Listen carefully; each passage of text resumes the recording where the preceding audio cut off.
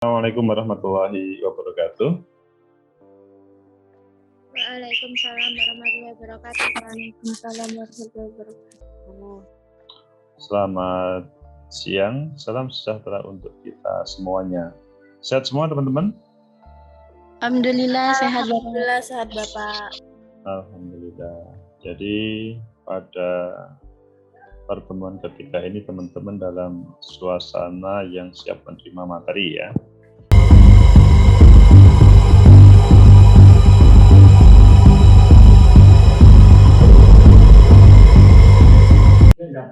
Oke. Tadi pada pertemuan sebelumnya, maksudnya pada sebelum masuk kelas, saya sudah menampilkan nasionalisme dan identitas nasional. Di situ ada penjelasan bagaimana kalian sebagai anak negeri, anak bangsa, bisa tidak cukup pada tataran memahami definisi, tapi selanjutnya kalian memahami secara praktis dalam kehidupan sehari-hari. Jadi kalau berbicara nasionalisme itu, kalian pertama sudah paham terkait dengan perkembangan dari tataran politik, the politic of primitive unification. Jadi kalau ngomong nasionalisme, sering yang muncul itu dihubungkan dengan politik.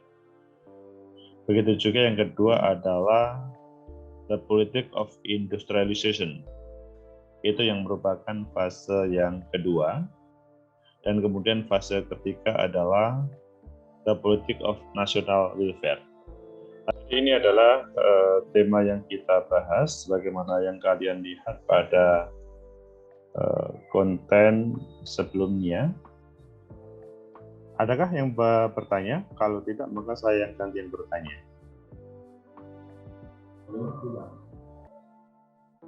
Oke, nggak ada. Saya pengen ngobrol sama Anggun. Oke.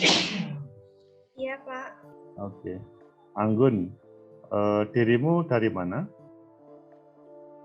Dari Nganjuk Pak. Sebagai orang Nganjuk, kan di situ itu kan banyak orang yang bekerja di luar negeri ya. Di Nganjuk banyak orang bekerja di luar negeri? Iya banyak Pak, termasuk ayah saya. Kalau gini aja, Anggun itu adalah orang Nganjuk ya. Di situ kan banyak orang yang menjadi pekerja di luar negeri.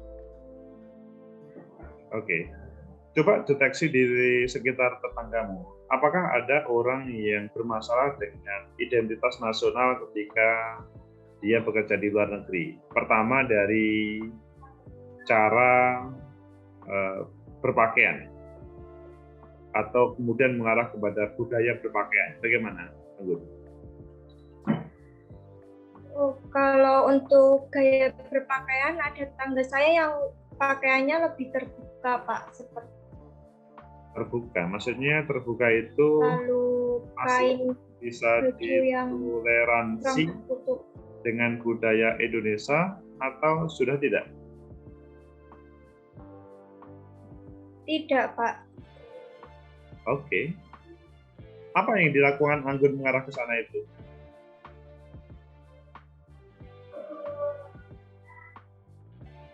Apakah ada yang dilakukan? Maaf Pak, internet saya kurang bagus. Suara Bapak kurang terdengar.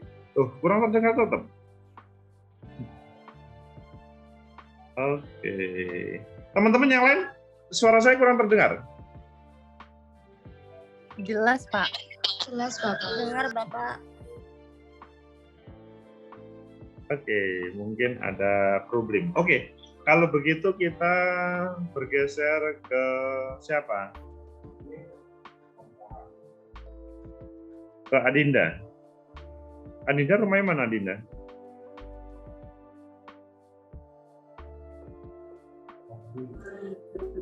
Adinda Sinten ya Pak. Soalnya ada dua. Oh, Adinda Kartikasari kalau begitu. Adinda Kartikasari mana rumahnya? Dari ramalan kedua-duanya Pak. Dari mana? Dari Lamongan. Lamongan. Lamongan itu di sana sekarang banyak perusahaan apa itu multinasional ya? Iya Pak, kebanyakan dari Cina, Jepang kayak gitu. Soalnya di desa saya juga itu kayak banyak PT-PT gitu loh Pak, dari India, Malaysia. Udah banyak PT pokoknya. Apakah itu mempunyai pengaruh positif terhadap desamu, Andina? Ada positif, ada negatifnya Pak. Untuk positifnya di desa saya banyak yang membutuhkan lapangan pekerjaan gitu Pak. Seperti kayak pabrik baja, kemarin itu baru ada buka pabrik baja.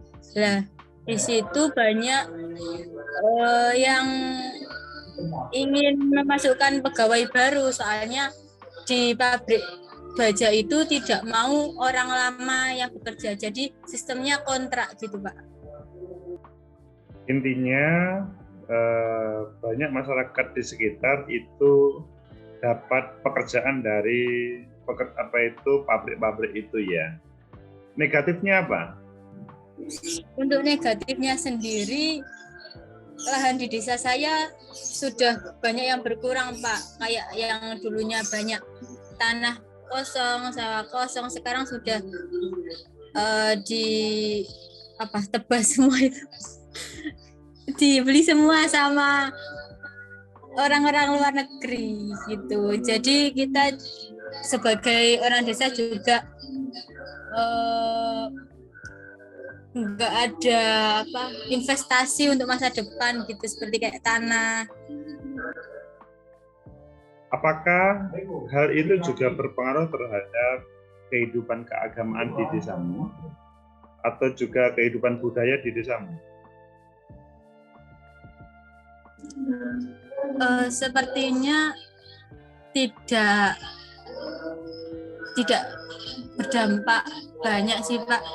Soalnya di dekat saya itu kayak agak sedikit bodoh amat gitu dengan PT-PT di situ. Kayak ya sudah, kita waktunya gini ya gini, di sana waktunya gitu ya gitu, kayak bodoh amat gitu Pak. Jadi dalam praktek kehidupan keagamaan, sholat 5 waktu itu masih berjalan dengan baik. Namun mungkin sekarang banyak warung-warung yang suaranya kurang keras ya, Adinda? Oh iya, kok bisa ya?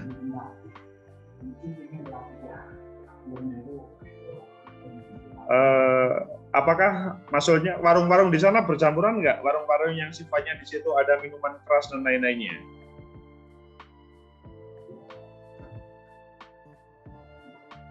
Adida?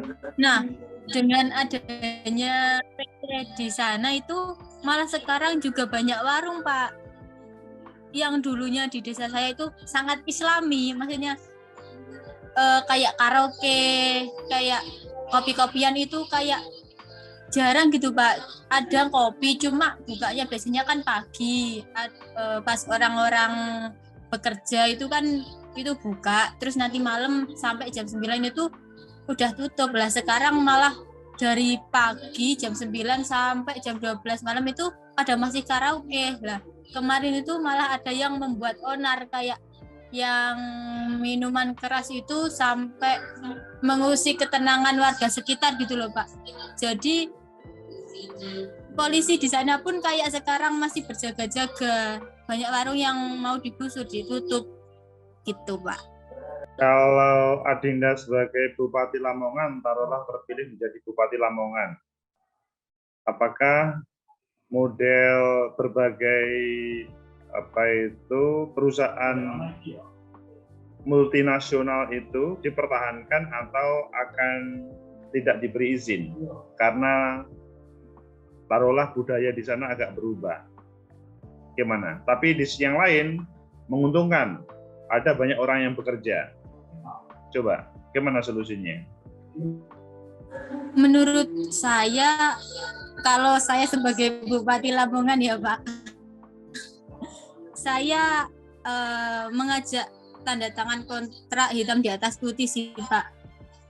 Yang mana yang harus disetujui, yang mana yang harus dilaksanakan, dan apabila nanti ada maaf Pak Azan.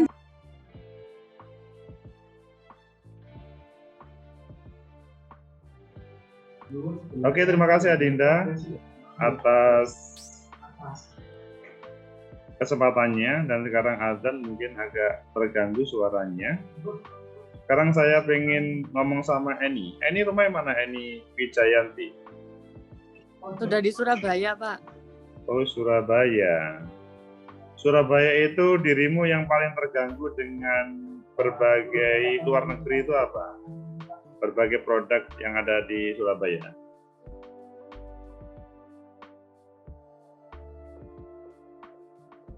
Bisa diulang, Pak?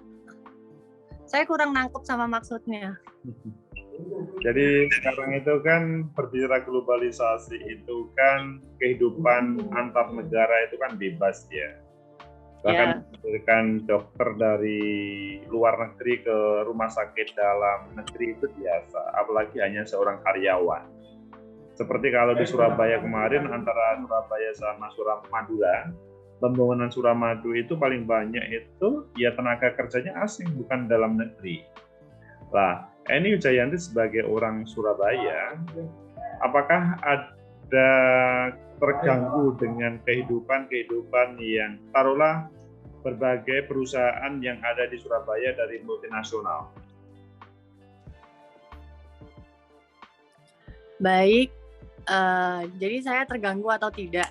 Sebenarnya kalau terganggu itu enggak, Pak. Cuman ini kayak saya sedikit kasihan.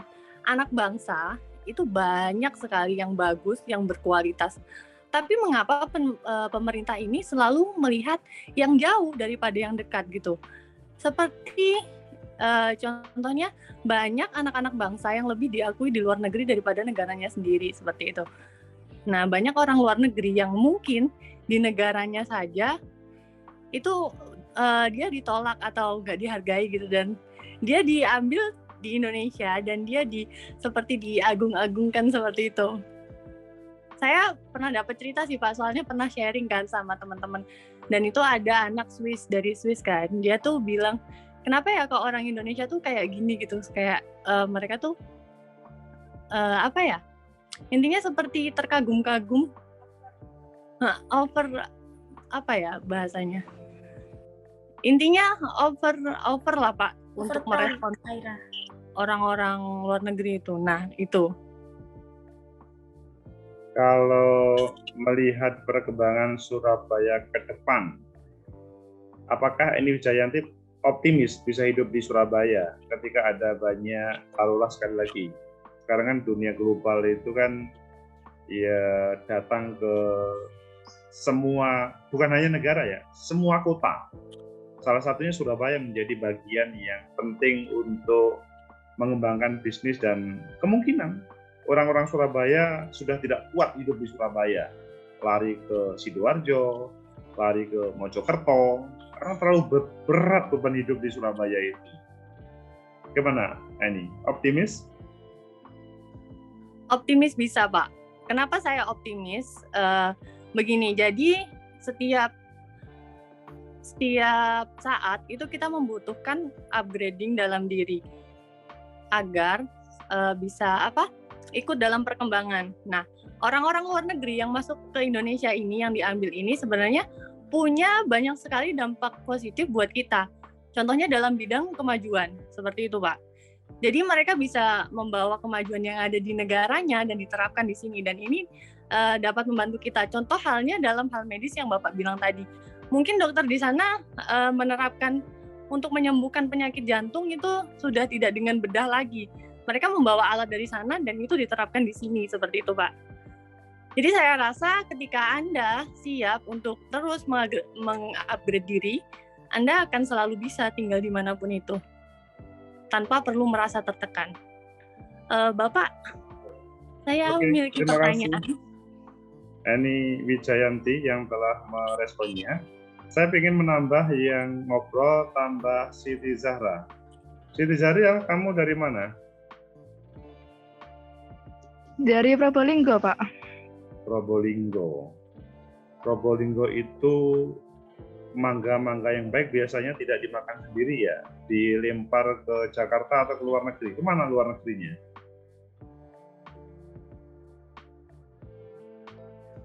Kurang tahu, Pak. Gimana? Yang kamu tahu itu Probolinggo itu hanya Bromo yang dikunjungi oleh wisatawan gitu ya.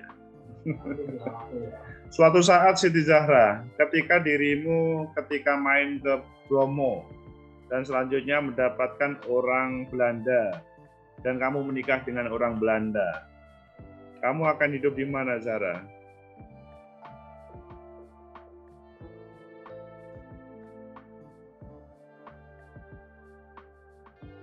Zahra? Gimana kamu? Hidup di Indonesia, Pak. Mengapa? Karena saya sudah terbiasa di sini, Pak. Takut nggak bisa. Kalau terbiasa itu kan akhirnya kebiasaan, bukan karena reasoning. Kalau misalkan suamimu tidak mau hidup di Indonesia, kamu akan cerai.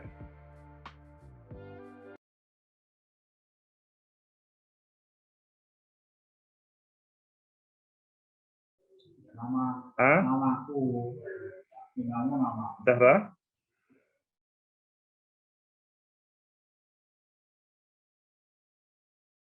Zahra, ada kesulitan pendengarannya? Tapi kan sebelum nikah kita kan udah ada perjanjian, Pak. Oke, jadi sesuai perjanjian. Sehingga kalau dirimu dia tidak mau hidup di Probolinggo, nggak jadi menikah ya? Iya, Pak. Alasan kuatnya apa? Alasan yang paling kuat? Karena dirimu tidak mau di Belanda terlalu dingin, atau tidak mau di sana itu agamanya berbeda, atau tidak mau makanannya berbeda, atau apa yang menjadi alasan utama? Banyak faktor, Pak. Ya, apa saja faktornya? Terutama kehidupannya, Pak, ya. Di sana kan beda sama sini. Terus faktor orang tua juga jauh, gitu, Pak. Oke, Siti Zahra, terima kasih. Teman-teman, saya mengajak Adinda, Siti Zahra, sama Eni tadi, itu hanya pengen tahu bagaimana kalian mempertahankan identitas nasional, baik dalam kehidupan di negeri ini, ataupun ketika misalkan mempunyai pasangan yang dari luar negeri, ataupun mungkin karena di daerah kalian ada tempat-tempat yang ada hubungannya dengan luar negeri. Jadi memang agak sulit ya mengambil sebuah keputusan yang dilema, taruhlah pasangan hidup, atau karena pekerjaan, atau karena yang lain.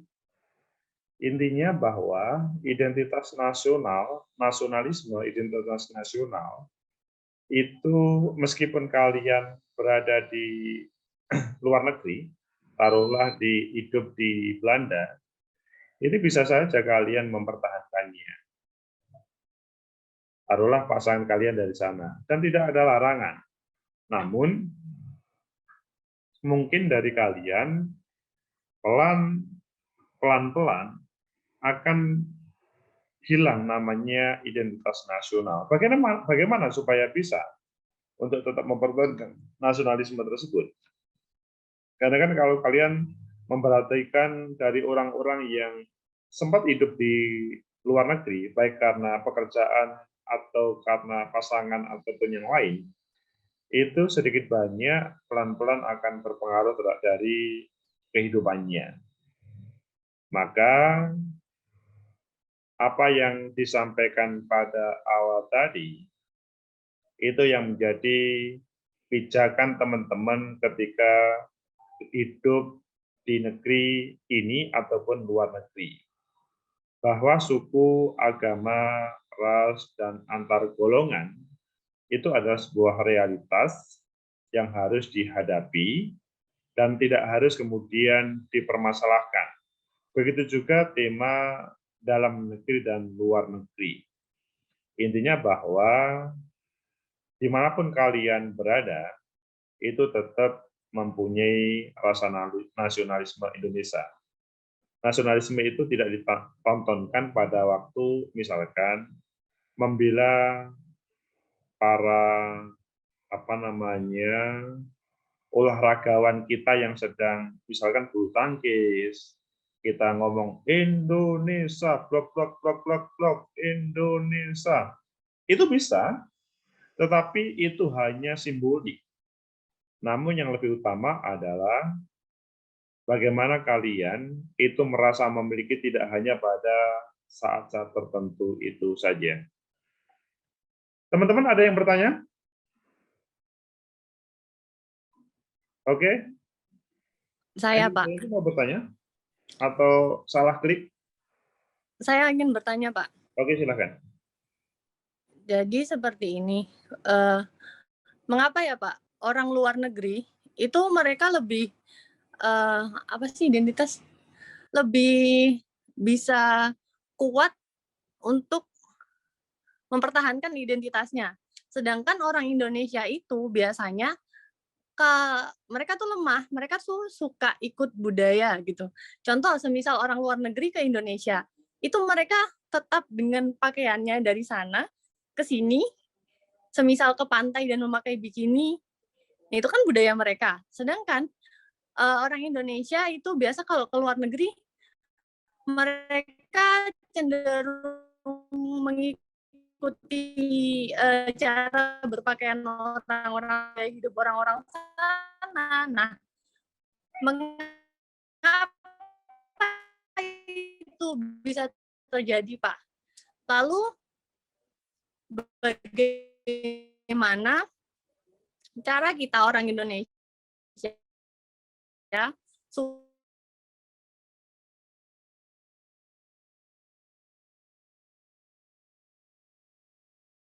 Oke, terima kasih Eni Wijayanti. Pertanyaannya sudah bisa saya tangkap bahwa orang-orang yang dari luar negeri itu sebetulnya juga terjadi perbedaan ketika Eni melihat. Misalkan ya, Eni melihat, teman-teman suara saya masih bisa didengar? Bisa, Bapak. Oke. Oke. Karena tadi Eni kelihatannya terputus. Jadi mereka yang misalkan waktu main ke Bali ya, itu kan senang menggunakan berbagai adat Bali, baju-baju adat Bali. Mereka ketika ke Jawa menggunakan adat Jawa, ataupun bahkan main gamelan ataupun berbagai kebudayaan yang lainnya, alat tradisional lainnya. Intinya adalah ketika mereka melakukan piknik, tamasya, healing, itu adalah pertama, dia ingin bagaimana bisa merasakan apa yang dilakukan oleh orang-orang lokal. Jadi bahkan makanannya pun dimakan. Tetapi kalau misalkan bikini dan lain-lainnya, itu kan hubungannya dengan ya mereka biasanya memang hidupannya kan seperti pakaian seperti itu, dan hal itu bukan sesuatu bagi mereka. Berbeda dengan orang Indonesia yang ya tradisinya terkait dengan baju, budayanya dengan baju itu berbeda.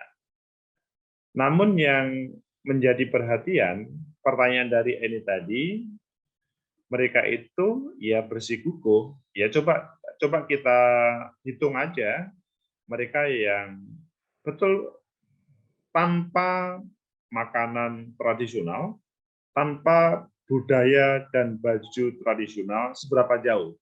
Rata-rata mereka pulang selalu membawa oleh-oleh.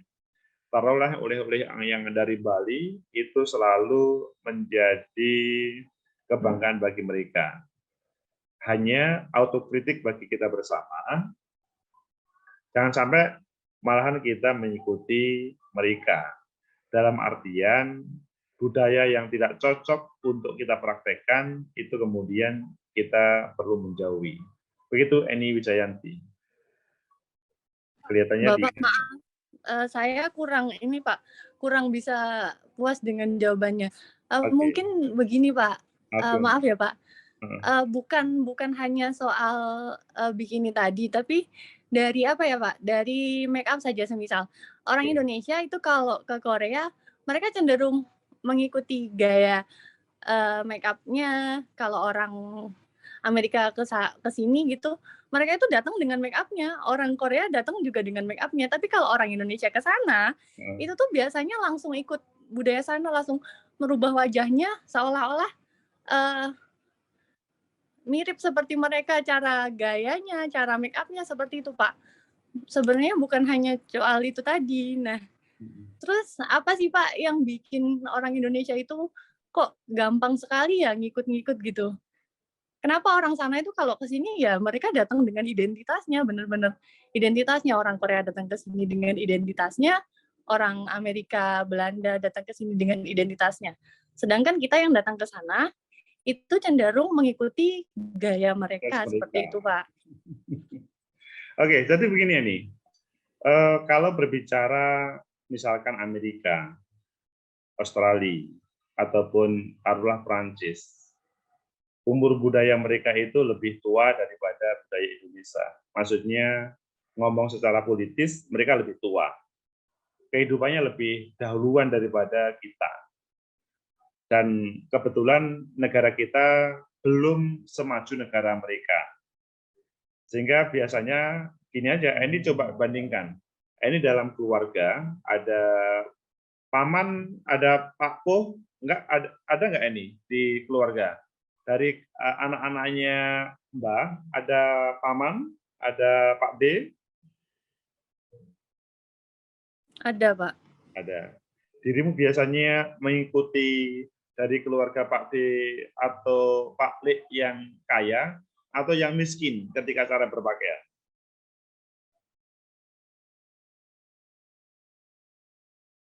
Nggak ada sih, Pak. Nggak ada. Oke, kalau itu tidak masuk logika itu, maka begini aja logikanya. Mereka itu sudah survive dalam hal budaya, taruhlah budaya berpakaian, atau budaya bermake up lebih. Namun, oh iya Pak, saya paham. Jadi mereka itu sudah mempunyai identiti duluan daripada identiti yang ada di kita. Seandainya kita tetap menampilkan identitas kita, maka sebetulnya mereka tertarik kok. Jadi mereka belum mengubah budaya itu karena belum tahu. Jadi misalkan ya, Eni itu ditawarin McDonald sama Telo Godok, itu lebih suka mana? McD. Padahal orang-orang sana mungkin lebih suka, ya belum tahu ya, tapi sangat mungkin suka Telo Godok atau Geduk. Mengapa? Karena mungkin yang menjelaskan adalah orang kesehatan. Ini lebih higienis, lebih jauh dari misalkan hipertensi, karena masih original, bukan makanan buatan, dan lain sebagainya. Suatu saat kemudian bisa menikmati.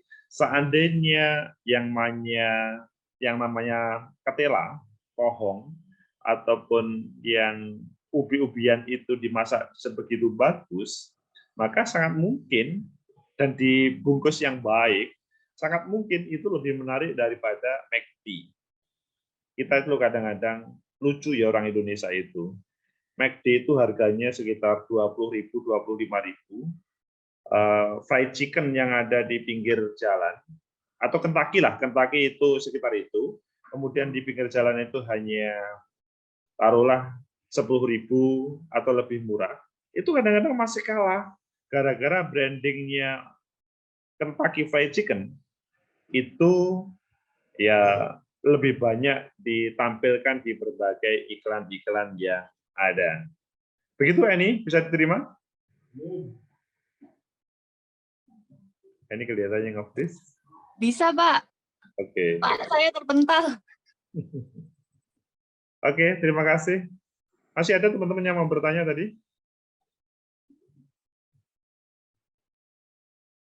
Baik, teman-teman, kalau tidak ada, maka cukup pertemuan kita. Saya absen dulu.